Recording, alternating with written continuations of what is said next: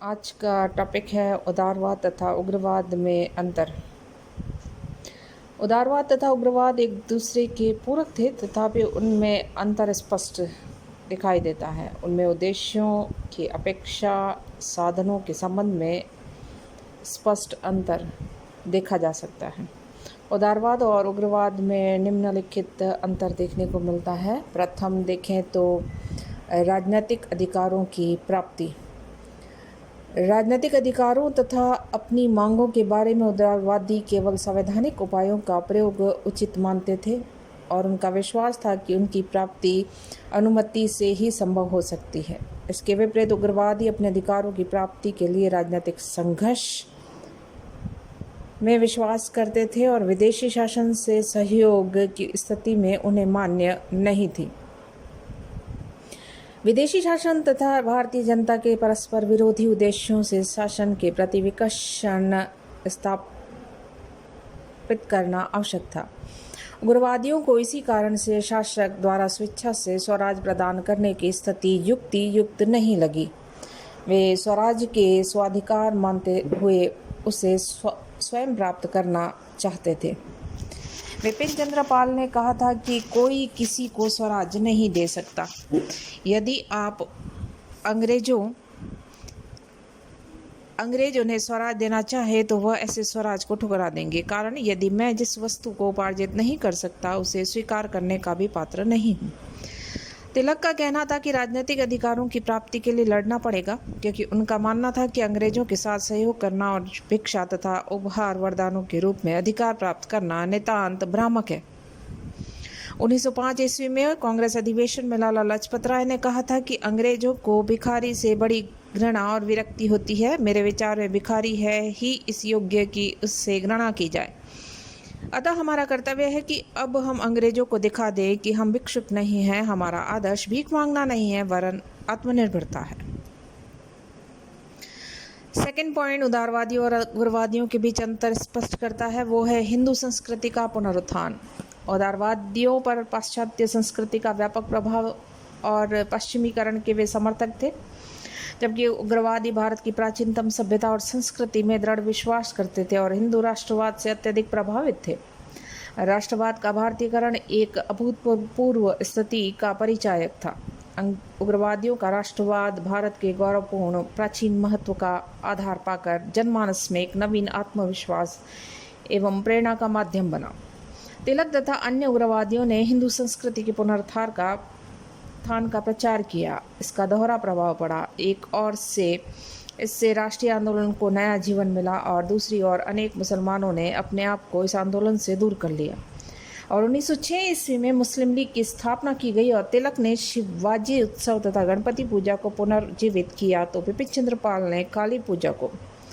लाला लाजपत राय ने आर्य समाज की गतिविधियों को बल प्रदान किया, परंतु उदारवादियों का मत इसके विपरीत था। गोखले का विचार था कि भारतीय परंपराएं भारत के धर्मनिरपेक्ष तथा प्रजातांत्रिक आधुनिक राष्ट्र बनने के मार्ग में बाधक है। तीसरा अंतर देखने को मिलता है न्याय संगत हिंसा के सिद्धांत का प्रतिपादन। ब्रिटिश पत्रकार वैलेंटाइन शिरोल ने तिलक को भारतीय असंतोष का जनक कहा है।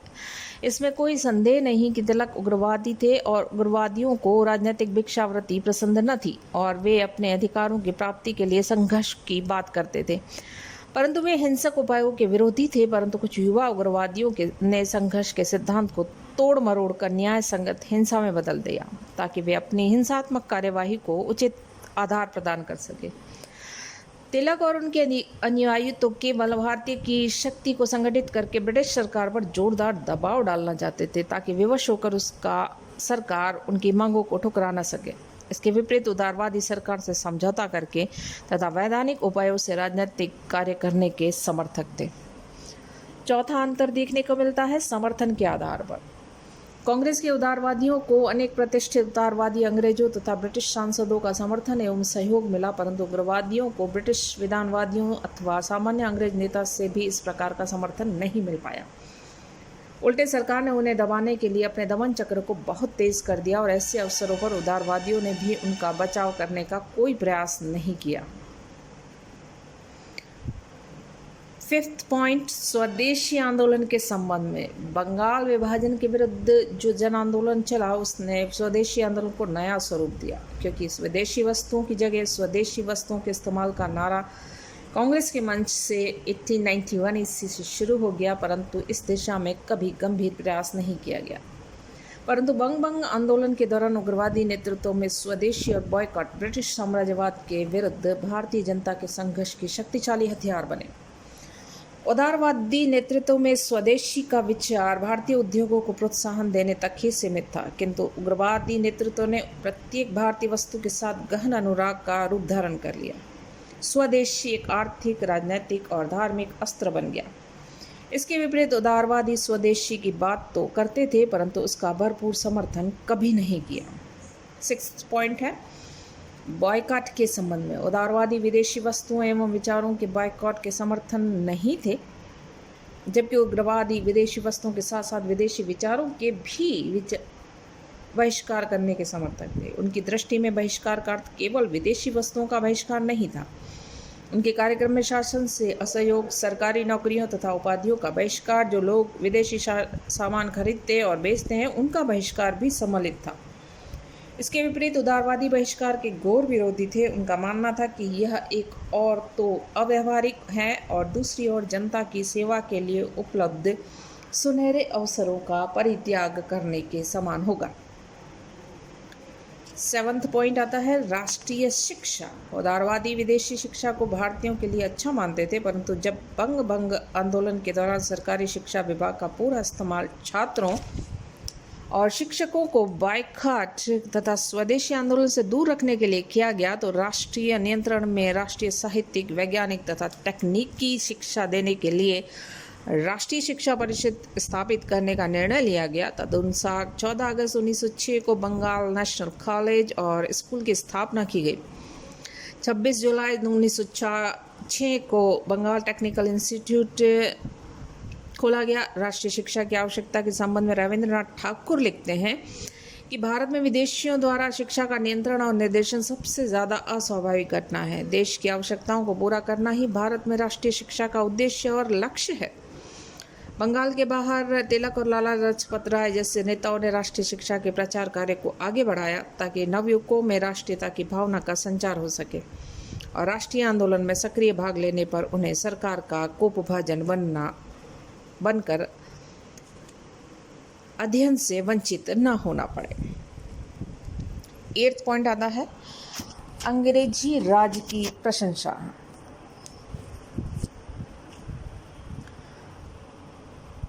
उदारवादी नेता शुरू से ही अंग्रेजी राज के प्रशंसक रहे। उनका ब्रिटिश प्रजातंत्र में असीम विश्वास था और अंग्रेजी शासन उनके लिए अभिशाप न होकर वरदान स्वरूप था।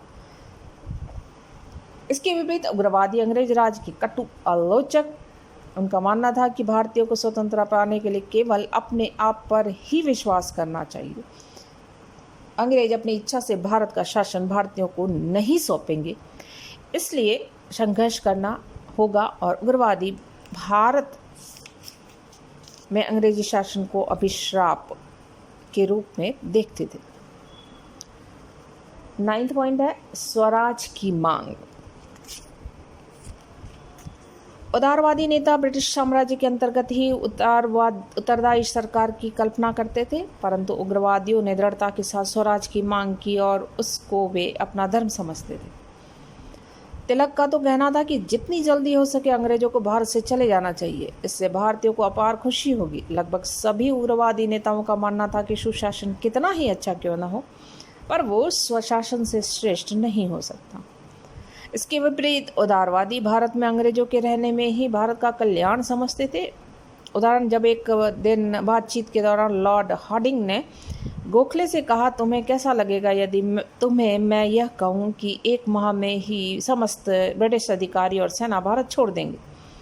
इस पर गोखले का उत्तर था, मैं इस समाचार को सुनकर प्रसन्नता अनुभव करूँगा, लेकिन इससे पूर्व कि आप सब लोग अदन तक पहुँचेंगे हम तुम्हें वापस आने के लिए तार देंगे।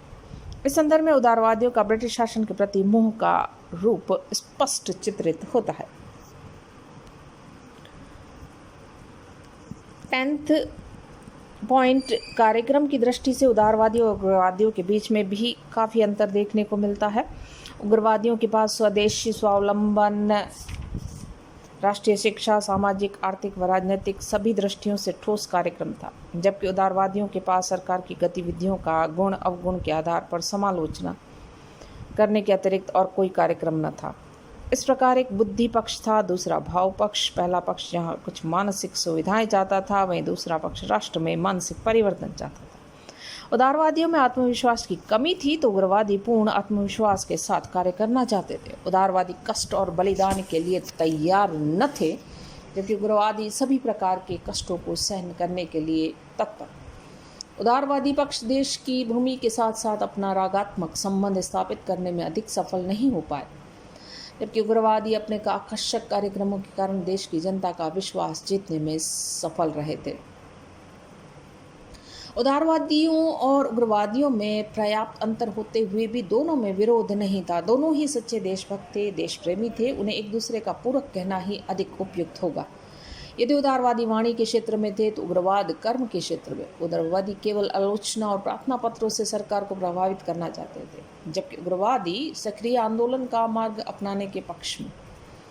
रामनाथ सुमन ने ठीक ही लिखा है कि जब हम नरम व गरम दोनों दलों की प्रवृत्तियों का विश्लेषण और अध्ययन करते हैं तो मालूम पड़ता है कि हमारे राष्ट्रीयता के विकास में दोनों एक दूसरे के पूरक हैं और दोनों हमारी राजनीतिक के स्वाभाविक उपकरण हैं। वस्तुतः एक ही आंदोलन के दो पक्ष हैं, एक ही दीपक के दो परिणाम। पहला प्रकाश का गोतक है, दूसरा गर्मी का। पहला बुद्धि पक्ष है, दूसरा भाव पक्ष है। पहला जहाँ कुछ सुविधाएं प्राप्त करना चाहता है, वहाँ दूसरे का उद्देश्य राष्ट्र में मानसिक परिवर्तन करना। उदारवादियों का नेतृत्व शिक्षित और उच्च वर्ग के लोगों के हाथों में था, जबकि उग्रवादी विचारधारा का नेतृत्व मध्यम वर्गीय और सामान्य व्यक्तियों के हाथों में था। उदारवादी पक्ष भारतीय संस्कारों के ज़्यादा अनुकूल नहीं था, जबकि उग्रवादी पक्ष ज़्यादा अनुकूल देखने को मिलता है। समग्र रूप से देखें तो दोनों का ही लक्ष्य स्वाभाविक रूप से देश में राष्ट्रीय शक्ति को मजबूत बनाना था और दोनों ही पक्षों के नेता राष्ट्रहित की भावना से प्रेरित होने के कारण उच्च कोटि की देशभक्त थे। दोनों ही पक्ष भारत की सर्वांगीण प्रगति चाहते थे, अंतर केवल काम करने के तरीके में था। जन हृदय के स्पंदन को आंकने का था, जनता को अपने साथ ले चलने का था। इसी बात ने उन्हें अलग अलग मार्ग का राही बनने के लिए विवश कर दिया था।